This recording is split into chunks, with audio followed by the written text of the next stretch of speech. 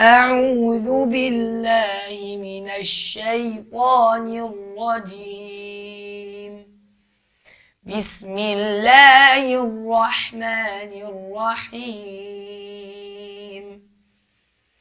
يا أيها الذين آمنوا كتب عليكم الصيام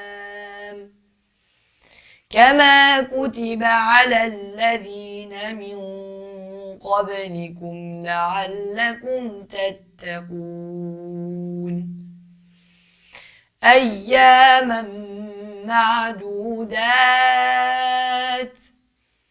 فمن كان منكم مريضا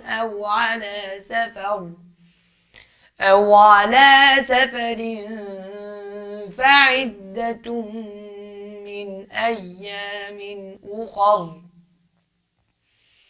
وعلى الذين يطيقونه فدية طعام مسكين فمن تطوع خيرا فهو خير له وأن تصوموا خير لكم إن كنتم تعلمون.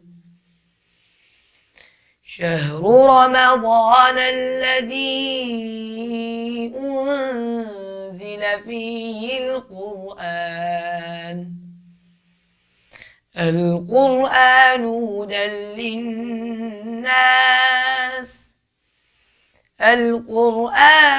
هدى للناس وبينات من الهدى والفرقان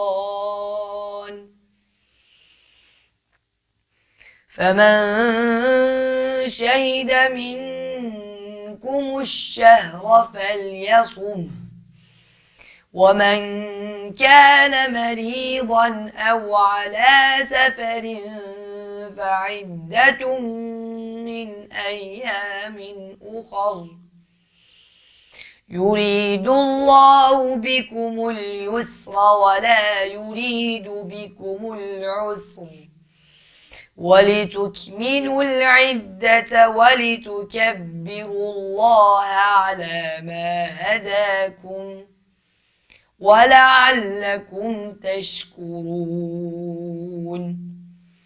وإذا سألك عبادي عني فإني قريب أجيب دعوة الداع إذا دعان فليستجيبوا لي وليؤمنوا بي لعلهم يرشدون.